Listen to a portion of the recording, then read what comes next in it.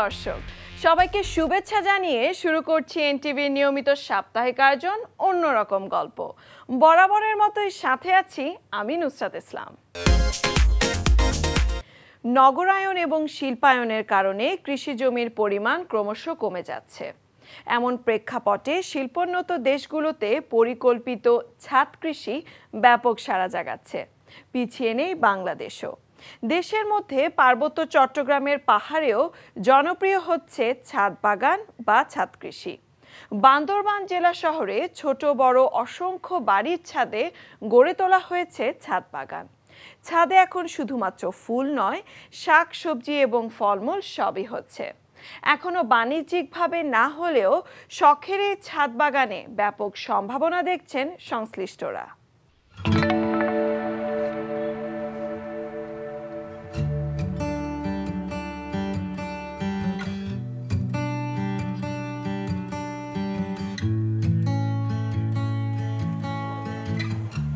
বান্দরবান জেলায় বাসাবাড়ি এবং সরকারি বেসরকারি প্রতিষ্ঠানের ভবনের ছাদে বাড়ছে ছাদ বাগানের সংখ্যা।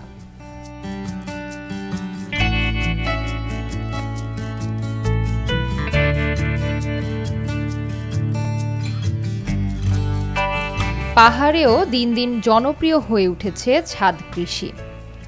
জেলা শহর ছাড়াও বান্দরবানের ৭ উপজেলায় ছাদ কৃষিতে আগ্রহী হচ্ছেন স্থানীয়রা।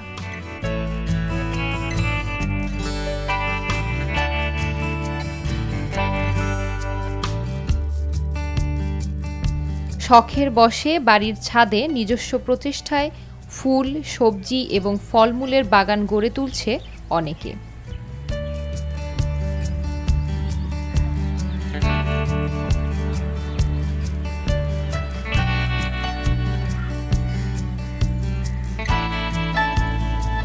এদিকে জেলা শহরের বাসাবাড়িতে এখন ছাদ বাগান শুধুমাত্র সৌন্দর্য বর্ধন নয়, মানুষের রুচিশীলতাও ফুটিয়ে তুলেছে। ছাদ বাগান আমার বিশ্বাস এটা হলো সময় কাটানো, মন ভালো রাখা, শরীরকেও সুস্থ রাখার একটা ভালো উপায়। কারণ এখানে আসার পর মনটা খুব ভালো হয়ে যায়। নিজে পরিশ্রম করে আমার এই ওল্ড এজে বেশি ভারী ব্যায়াম করা তো আমার পক্ষে সম্ভব না, কিন্তু এই ছাদ বাগান করতে গিয়ে উঠা বসা, নিচু হওয়া, দাঁড়ানো সব কিছু করতে গিয়ে আমার মনে হয় যে আমার ব্যায়াম অর্ধেকটা কিন্তু এখানে হয়ে যায়। আমি এখানে কোনো কেমিক্যাল সার ব্যবহার করি না। অর্গানিক ঘরের যে রান্নাবান্নার উচ্ছিষ্ট সেগুলো দিয়ে আমি কিছু লিকুইড সার করি, তারপরে পাতা পচা সার তৈরি করি। বাজার থেকে আমি কিনি, সেটা হলো ভার্মি কম্পোস্টটা কিনি, মাঝে মাঝে আর কোকোপিট কিনি। হয়তো এখন নিম গাছটা বড় হয়ে গেছে, আমি নিম তেল নিজেই তৈরি করছি। প্রয়োজন হলে তখন হয়তো নিমখোল কিছু কিনি, হাড় গোড়া কিছু কিনি। আর ঘরে যে ডিম খাই সেই ডিমগুলো, খোসাগুলো সংগ্রহ করি, সেগুলো গুঁড়ো করে সেগুলো আমি ব্যবহার করি।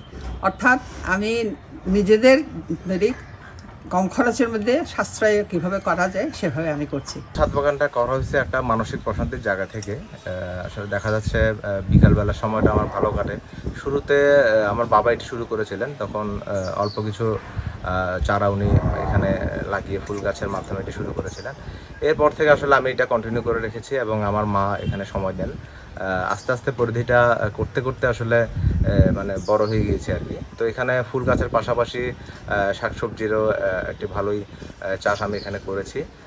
দেখা যাচ্ছে যে শাকসবজিগুলো আমি এখানেই করছি, এখান থেকে আমার নিজের পরিবারের চাহিদাটা মেটানোর পরও আমি আমার যারা প্রতিবেশী রয়েছে ওদেরকেও দিতে পারছি, বন্ধুবান্ধব যারা আসে তাদেরকেও দিতে পারছি।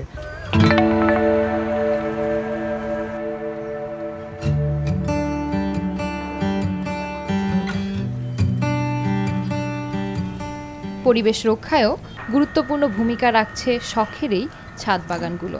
বাতাসে নাইট্রোজেন ছড়িয়ে পড়া দূষিত নগরে পূরণ করছে অক্সিজেনের চাহিদাও। ছাদ কৃষিতে শারীরিক সুস্থতা এবং মানসিক প্রশান্তি অনুভব করছেন বলে জানিয়েছেন শৌখিন ছাদ বাগানিরা।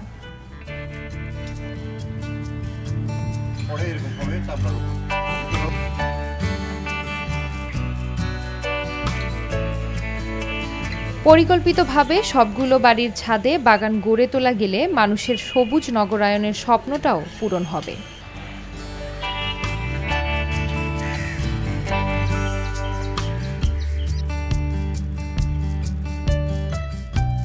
অপরদিকে সবুজ গাছগাছালি পছন্দ করে না এমন মানুষ খুঁজে পাওয়া কষ্টকর। কর্মব্যস্ততার ফাঁকে বান্দরবান জেলায় বাসার ছাদে গড়ে তোলা বাগানে উৎপাদিত হচ্ছে আম, কমলা, মাল্টা, সফেদা, ডালিম, অর্বরই, আপেলকুল, জাম্বুরা, লেবু, রামবুটান, করমচা, আমড়া সহ বিভিন্ন জাতের দেশি বিদেশি ফল। আমার বাগানে ৪৫ ধরনের বিদেশি আম এবং আনার আছে, মাল্টা আছে। আমার এখানে সবচেয়ে ফেভারিট হলো রেড আইভরি, আমেরিকান আম, তারপরে আপেল ম্যাঙ্গো, কিউজাই, হানিডিউ, আর কমলা আছে, দার্জিলিং, পাকিস্তানি মাল্টা, সুপার ভাগো আনার, এবং আপনার আছে আমার এই ডকমাই সাদা, ডকমাই হলুদ। এই আমার এই ছাদ বাগানের আম দিয়ে আমার পরিবার তো চলতেছেই, আমরা পাড়া প্রতিবেশীকেও দিচ্ছি, অনেক সুস্বাদু আম।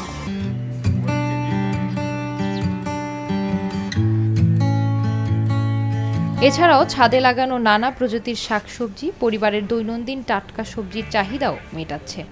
শহরের সৌন্দর্য বর্ধনে ভূমিকা রাখছে রং বেরঙের বিভিন্ন রকমের ফুল গাছগুলো। আমাদের দেশে যেভাবে নগরায়ন হচ্ছে এটা কিন্তু একটা চিন্তার বিষয়। আপনি যদি অর্থনৈতিকভাবে স্বাবলম্বী হতে চান, শিল্পায়নের কোনো বিকল্প নাই, সেক্ষেত্রে কিছু অবকাঠামো গড়ে উঠবে, ফলে আমাদের যে ফসলি জমি ক্রমান্বয়ে কমবে। এক্ষেত্রে আমাদের পরিবেশ কিন্তু ক্ষতিগ্রস্ত হচ্ছে, পরিবেশের ভারসাম্য নষ্ট হচ্ছে। সেই পরিপ্রেক্ষিতে ছাদ বাগান বিশেষ একটা তাৎপর্যপূর্ণ ভূমিকা রাখে। আমি মনে করি যে ছাদে যদি এইসব আমরা যদি ফল মূল সবজি যেগুলো আমরা করা যায়, এগুলো করলে হয় কি একটা প্রথমেই আসে নান্দনিক একটা বিষয়, তারপরে আপনার আর্থিক লাভ, তারপরে আপনার সবচেয়ে বড় যে জিনিস হচ্ছে যিনি উৎপাদক তিনি নিজে উৎপাদনের সাথে জড়িত থাকাতে যে বিশুদ্ধ বা বিষমুক্ত যে সবজি এবং ফলমূল এটি কিন্তু তিনি পাচ্ছেন। এর ফলশ্রুতিতে দেখা যায় যে আপনার যে শহর অঞ্চলের যেই বনায়নের যে ঘাটতিটা, সেটি অনেকাংশে আমরা ঘাটতিটা মেটাতে পারি।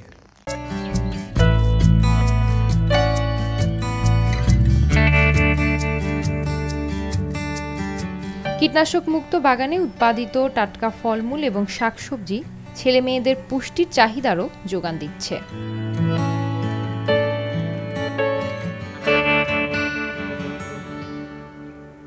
কক্সবাজার সমুদ্র সৈকতে জেলেদের জালে আটকা পড়ে এবং পানিতে ভেসে তীরে এসে মারা যাচ্ছে প্রচুর জেলিফিশ। সমুদ্র সৈকতের একাধিক পয়েন্টে এরকম মৃত জেলির দেখা পাওয়া যাচ্ছে। বিভিন্ন আকার আকৃতির স্বচ্ছ সুন্দর এই জেলিফিশগুলি কেন মারা যাচ্ছে তার সঠিক কারণ এখনো জানা যায়নি। সমুদ্রের এক নিরীহ প্রাণী জেলিফিশ। তবে কক্সবাজার সমুদ্র সৈকতের বিভিন্ন এলাকায় এখন স্বচ্ছ অবয়বের নিরীহ এই জলজ প্রাণীর মৃতদেহ পড়ে থাকতে দেখা যাচ্ছে। সৈকতের লাবণী, সুগন্ধা, সাইমন বিচ ও দরিয়ানগর পয়েন্ট সহ হিমছড়ি পর্যন্ত দীর্ঘ 50 কিলোমিটারের একাধিক পয়েন্টে জোয়ারের পানির সঙ্গে অসংখ্য মৃত জেলিফিশ ভেসে এসে সৈকতে পড়ে রয়েছে। মৃত জেলিফিশ দেখতে উৎসুক মানুষও ভিড় করছে। তবে দুর্গন্ধ ছড়িয়ে পড়ায় পরিবেশ দূষণের আশঙ্কা দেখা দিয়েছে। তাই ট্যুরিস্ট পুলিশের উদ্যোগে সৈকত থেকে চলছে মৃত এই সামুদ্রিক প্রাণী অপসারণের কাজ। বিশেষজ্ঞরা বলেছেন যে এই জেলিফিশটা শরীরের সংস্পর্শে আসলে অনেক সময় অ্যালার্জি হতে পারে বা কিছু বিষক্রিয়া দেখা দিতে পারে। তো এই জন্য ট্যুরিস্টদের যাতে কোনো রকম ক্ষতি না হয়, আমরা দেখা মাত্র শোনা মাত্র আমরা সেই জায়গায় গিয়ে এইটা পরিষ্কার করি এবং আমরা বালির মধ্যে পুঁতে রাখি, এটাই নিরাপদ। এদিকে সমুদ্র গবেষণা ইনস্টিটিউটের ঊর্ধ্বতন বৈজ্ঞানিক কর্মকর্তা জানান, এখন মাছ ধরা শুরু হওয়ায় জেলেদের জালে আটকা পড়েই মারা যাচ্ছে এসব জেলিফিশ। ফিশিং বোটগুলো দেখছেন, এই বোটগুলোই আমি মনে করি যে এটা প্যাসিভ কারণে মারা গেছে। ওরা টার্গেট যে এই জেলিফিশকে মারবে তা না, কিন্তু তাদের জালে যদি আটকা পড়ে যায়, আর জেলিফিশ যেহেতু এক ধরনের বড় প্ল্যাঙ্কটন, সে পালানোর তার ক্যাপাসিটি নাই, সে পানির সাথে ড্রিফটিং কন্ডিশনে এক জায়গা থেকে এক জায়গায় যায়, তো আলটিমেটলি সে জালে ট্র্যাপ হয়েছে এবং জালেই মারা গেছে। সৈকতে এত জেলিফিশ মৃত অবস্থায় দেখে স্থানীয়দের মাঝে আতঙ্ক তৈরি হলেও এতে পরিবেশ বিপর্যয়ের আশঙ্কা নেই বলেই জানিয়েছেন বিশেষজ্ঞরা। প্রত্নতাত্ত্বিক নিদর্শন কোনো দেশের ইতিহাস, ঐতিহ্য, সংস্কৃতির পরিচয় বহন করে। তাই এগুলো অমূল্য সম্পদ যে কোনো দেশের জন্য। সম্প্রতি মার্কিন যুক্তরাষ্ট্র থেকে কম্বোডিয়ায় ফেরত পাঠানো হলো তাদের 30টি এরকমই প্রত্নতাত্ত্বিক নিদর্শন। বহু প্রাচীন এইসব নিদর্শনের মধ্যে রয়েছে অনেক কিছুই। দশম আর দ্বাদশ শতকে পাচার হয়ে যাওয়া এসব নিদর্শনের অনেকগুলোই চুরি হয়ে এবং হারিয়ে গিয়েছিল। মূর্তিগুলি কম্বোডিয়ার প্রত্নতাত্ত্বিক নিদর্শন, যা সম্প্রতি ফিরে এসেছে যুক্তরাষ্ট্র থেকে। এই প্রত্নতাত্ত্বিক নিদর্শনগুলো ফিরে পাওয়া মানে আমাদের গৌরব, আমাদের আত্মার ফিরে আসা আমাদের মানুষদের কাছে। এই দলে রয়েছে অনেকগুলি সুপ্রাচীন মূর্তি, যেগুলি সত্যিকার অর্থেই যে কোনো দেশের জন্য অমূল্য সম্পদ।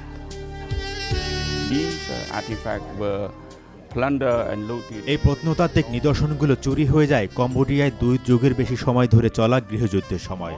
বেশিরভাগই হয়েছিল খেমার রুজের দ্বারা। সোমবার যুক্তরাষ্ট্র থেকে বিশেষ ব্যবস্থায় 30টি নিদর্শন কম্বোডিয়ায় আনা হয়। এক অনুষ্ঠানে যুক্তরাষ্ট্রে নিযুক্ত কম্বোডিয়ান রাষ্ট্রদূত বলেন, এর ভেতর 10ম শতাব্দীর গুরুত্বপূর্ণ কিছু মূর্তি রয়েছে। ময়ূরের উপর স্কন্দ কিংবা গণেশ অন্যতম। এ দুটিই চুরি করা হয় প্রাচীন খেমার রাজধানী কোহকেট থেকে। ব্যবসা এবং জীবন রক্ষার জন্য গণেশের উপাসনা করা হয়। বৌদ্ধ হলেও অনেকেই তাদের ব্যবসা বাণিজ্যের উন্নতির জন্য গণেশকে উপাসনা করে। আমরা হিন্দু না হলেও গণেশকে দেবতা হিসেবে মান্য করি, তাই আমাদের মানুষদের জন্য গণেশ গুরুত্বপূর্ণ।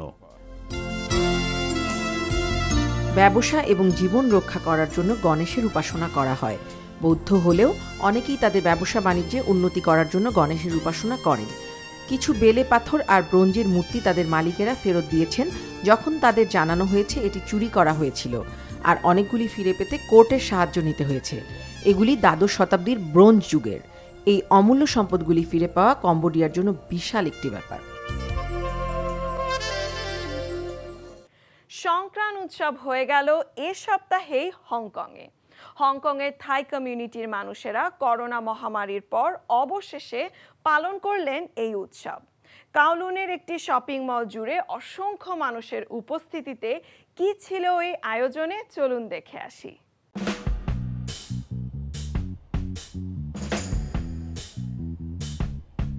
করোনার জন্য 2 বছর বন্ধ থাকার পর অবশেষে থাই সম্প্রদায়ের লোকেরা পালন করল তাদের সংক্রান উৎসব।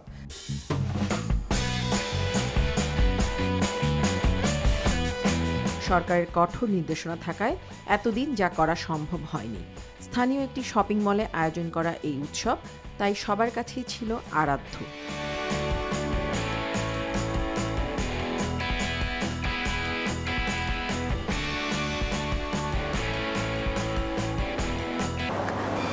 จริงๆแล้วนะคะสงกรานต์ก็คือว่าตอนเมษายนวันที่13 ถึง 15ก็คือเพราะว่าโควิด 19นะคะเราก็เลื่อนไปเราก็กลัวว่าคนฮ่องกงเนี่ยจะลืมประเทศไทยจะลืมวัฒนธรรมไทยเลยก็ปีนี้ยังไงก็ว่าอยากให้ทุกคนมาขอพรจากพระพุทธพระสงฆ์อะไรอย่างนี้นะคะ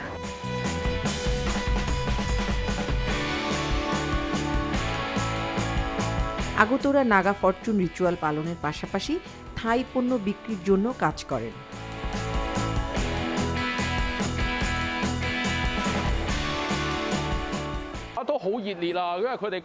কাওলুনে বসবাসকারী থাইরা যেন নিজেদের দেশের অনুভূতি পায়, তাই এই ইভেন্টের উদ্দেশ্য ছিল। এমনকি এখানকার নাস্তা আর স্ন্যাক্সও তৈরি করা হয়েছে থাই স্টাইলে।之後都冇返過泰國啦，係咁，所以係即係都會掛住嗰邊嘅朋友啊嘢食。我哋係因為見到Facebook 有呢個有得玩，所以帶埋啲小朋友、老人家一齊過嚟一齊玩。我唔知點玩法，又唔知整親人，又唔知習俗唔同啊嘛，所以泰國唔敢玩。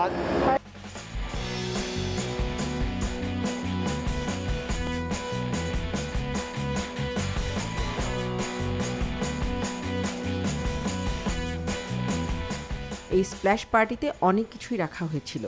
হংকংয়ে যারা কখনো যায়নি তাদেরকেও ধারণা দেওয়ার জন্য এখানে অনেক কিছু করা হয়। মানুষের পাশাপাশি পোষা প্রাণীর আনন্দের জন্য ব্যবস্থা রাখা হয়েছিল সংক্রান উৎসবে। মালিকের সাথে এসে তারাও কম আনন্দ করেনি।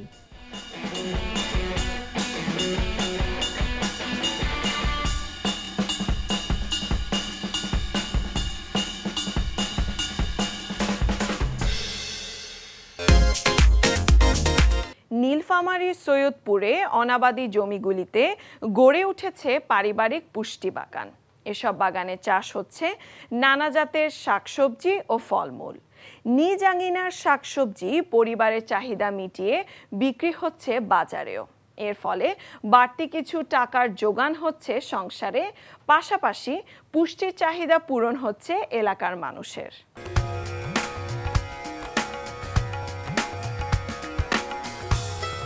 সৈয়দপুরের কামারপুকুর ইউনিয়নের ব্রহ্মোত্তর গ্রাম এলাকার ৩৫টি পরিবারের পরিত্যক্ত জায়গার মধ্যে ১.৫% জায়গা জুড়ে গড়ে উঠেছে পারিবারিক পুষ্টি বাগান।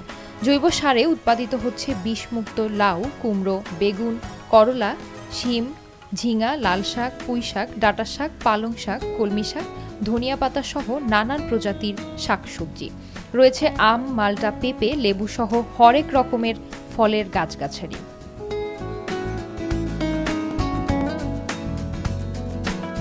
টাটকা এই শাকসবজি নিজেদের চাহিদা পূরণ করে বাজারজাত করছেন কৃষকরা।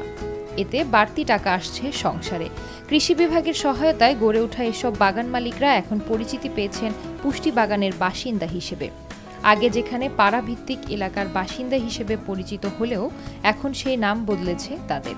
এখানে আমাদের ৬ প্রকার পার্টি আছে, সেখানে আমরা শাকসবজি ফলাই। সেখান থেকে আমরা শাকসবজি মানে আমাদের চাহিদা পূরণ হওয়ার পর যেটুক বাঁচে সেগুলো আমরা বাজারে নিয়ে বিক্রয় করি, সেই টাকা দিয়ে বাড়তি কাজে লাগাই। এটাতে আমাদের অনেক উপকার হয়। আমার বাগানে আছে পুঁই শাক, কলমি শাক, লাল শাক, বেগুন, কাঁচামরিচ, তারপরে ঢেঁড়স, কাঁচামরিচ, পাট শাক, মিষ্টি কুমড়া, তারপর যে পূর্ব পাশে একটা জাংলি দিতে বলে, পশ্চিমে একটা জাংলি দিতে বলে, এগুলো দেই। দেওয়ার পর আমরা প্রচুর শাকসবজি পাচ্ছি। আর আমাদের নিজের প্রাকৃতিক সার, যেটা আমাদের গোবর সার আছে, গরু আছে, এগুলো দিয়েই এই শাকসবজিগুলো উৎপাদন করতেছি। পুষ্টি বাগানের ফলে আমাদের বাজারের আশায় থাকতে হয় না, সম্পূর্ণ আমরা নিজে এবং আমি সব নিজের ইচ্ছা মতো কখন কোনটা খাবো, খাদ্য বিন্যাসটা আমি নিজেই তৈরি করি, কখন কি খাবো। এখন আগে আমাদের গ্রামের নাম ছিল ব্রহ্মোত্তর ফুতুপাড়া, আর এখন আমাদের গ্রামের নাম পাল্টে গেছে পুষ্টি বাগানের ফলে আমাদের গ্রামের নাম পুষ্টি বাগান গ্রাম। হাতের নাগালে কম দামে শাকসবজি পাওয়ায় খুশি স্থানীয়রা। এছাড়া পরিত্যক্ত নোংরা আবর্জনা, দুর্গন্ধযুক্ত জায়গাগুলোর সঠিক ব্যবহার হয় এলাকাগুলোর পরিবেশ বদলেছে বলে জানালেন স্থানীয় বাসিন্দারা। এই শাকসবজি খেয়ে আমাদের স্বাস্থ্যের কোনো ক্ষতি হচ্ছে না, প্লাস আমরা অনেক পুষ্টি পাচ্ছি, আর অল্প দামে আমরা এগুলো পাচ্ছি হাতের কাছে। আমি এই দিক দিয়ে প্রায় রাস্তা দিয়ে চলাফেরা করতাম। এই রাস্তায় এত দুর্গন্ধ, এত চলাফেরা করতে খুব অসুবিধা হইতো। তার সাইড দিয়া এই যে এত বাগান হয়েছে, এই রাস্তা থেকে শুরু করে এই রাস্তায় যাবেন, ওই রাস্তা দিয়ে যাবেন, এটা মনে হয় যেন বাগান গ্রামটা যেন পুষ্টিতে পরিণত হয়ে গেছে, মানে পুষ্টি বাগানে ভরি হয়ে গেছে। সংশ্লিষ্টরা বলছেন, মাননীয় প্রধানমন্ত্রী শেখ হাসিনার আহ্বানে সাড়া দিয়ে মাঠ পর্যায়ে মানুষদের উদ্বুদ্ধ করে এবং প্রশিক্ষণ ও সরকারি সহায়তা দিয়ে বাড়ি বাড়ি এই পুষ্টি বাগান তৈরি করা হচ্ছে। এর ফলে নিরাপদ সবজি উৎপাদন ও গ্রহণ এবং পরিত্যক্ত জায়গাগুলো ব্যবহারেও গুরুত্ব বেড়েছে। সব বাড়িতে এমন বাগান স্থাপনে প্রয়োজনীয় সহযোগিতার আশ্বাস দিয়েছেন সংরক্ষিত নারী আসনের সংসদ সদস্য। প্রধানমন্ত্রীর নির্দেশনা 1 ইঞ্চি জমি যেন খালি থাকে না। মাননীয় প্রধানমন্ত্রীর এই নির্দেশনাকে সামনে রেখে অনাবাদি পতিত জমি ও পারিবারিক পুষ্টি বাগান স্থাপন প্রকল্পের আওতায় নীলফামারী জেলার সৈয়দপুর উপজেলার ব্রহ্মোত্তর ব্লকের অসুরখাই এবং ব্রহ্মোত্তর ব্লকে 35টি পারিবারিক পুষ্টি বাগান স্থাপনের মাধ্যমে একটি পারিবারিক পুষ্টি বাগান গ্রাম তৈরি করা হয়েছে। পারিবারিক পুষ্টি বাগান থেকে উৎপাদিত শাকসবজি নিরাপদ, কীটনাশক মুক্ত এবং কৃষক টাটকা খেতে পারে। 1.5 শতক জমির উপর এই পারিবারিক পুষ্টি বাগানগুলো স্থাপন করা হয়। পারিবারিক পুষ্টি বাগানগুলো থেকে উৎপাদিত সবজি নিজে খেতে পারে এবং আত্মীয় স্বজনের বাড়িতে দিতে পারে এবং বাড়তি শাকসবজি কৃষক বিক্রি করে আয় উপার্জন করতে পারে। গ্রামে গঞ্জে যেন কোথাও 1 ইঞ্চি জায়গাও যাতে পতিত না থাকে, সেই আলোকে কৃষি সম্প্রসারণ অধিদপ্তরের সহযোগিতায় সৈয়দপুর উপজেলার বিভিন্ন ইউনিয়নে বিভিন্ন বাড়িতে গড়ে উঠেছে পুষ্টিকর সবজি বাগান। যে টাটকা সবজি খাচ্ছি আমরা আমাদের বাগান থেকে দোকান থেকে কিনতে আনতে হচ্ছে না, আমাদের নিজেরাই তৈরি করে আমরা সবজি খাচ্ছি। আমি কয়েকটি বাগান পরিদর্শন করছি এবং অত্যন্ত ভালো লেগেছে। যারা বাগান করেছে তারা তাদের নিজেদের বাগানের শাকসবজি খাচ্ছে। আমি সৈয়দপুরের প্রতিটি বাড়িতে যাতে এই রকমের বাগান তৈরি হয় এবং প্রয়োজনীয় সহযোগিতা আমি করব। সৈয়দপুর উপজেলায় ৬০০ পারিবারিক পুষ্টি বাগানের পরিকল্পনা নিয়ে কাজ করছে কৃষি বিভাগ। ইতোমধ্যে ৩০০ বাগান স্থাপন করা গেছে ইউনিয়ন পর্যায়ে। ৫টি ইউনিয়নের মধ্যে কামারপুকুরের পুষ্টি বাগান নজর কেড়েছে সবার। চলে এসেছি অনুষ্ঠানের একেবারে শেষ প্রান্তে। প্রতি সপ্তাহে দেশ বিদেশের বিস্ময়কর ও মজার সব খবর নিয়ে দেখা হবে আবারও। কেমন লাগলো আমাদের আয়োজন বা কোনো পরামর্শ থাকলে জানাতে পারেন চিঠি লিখে। আমাদের কাছে চিঠি লেখার ঠিকানা প্রযোজক অন্যরকম গল্প, এনটিভি, বিএসসিসি ভবন, ১০২ কাজী নজরুল ইসলাম এভিনিউ, কারওয়ান বাজার, ঢাকা ১২১৫। দেখা হবে আবারও আগামী সপ্তাহে বুধবার সন্ধ্যা ৬টা ৪৫ মিনিটে। সে পর্যন্ত ভালো থাকুন, সুস্থ ও নিরাপদে থাকুন।